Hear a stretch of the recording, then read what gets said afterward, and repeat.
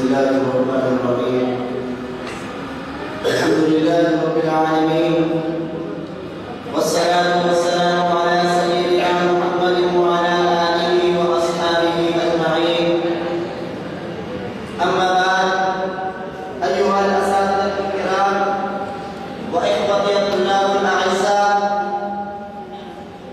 إن الإسلام دين العدل والسلام، يدعو إلى الأخلاق الحسنة. إن الإسلام دين جاء ليخرج الناس من الظلمات إلى النور، ومن الضلال إلى الهداية، ومن الجهل إلى العلم.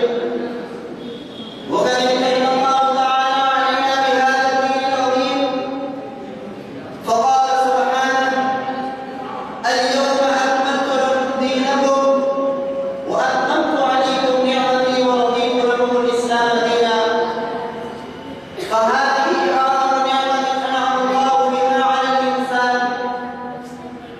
أيها الأحبة، إن الإسلام دين العدل والسلام، يدعو إلى الأخلاق الحسنة، ويأمر بالصدق والأمانة، ويحث على البر والإحسان، وينهى عن الظلم والعدوان.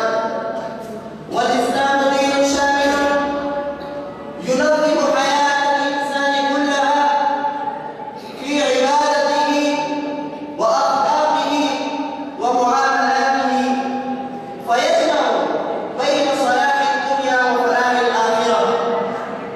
وعلينا نحن المسلمين، خصوصا الطلاب، أن نفتخر بديننا، وأن نتمسك بتعاليمه، ونطبقها في أقوالنا وأفعالنا، لنكون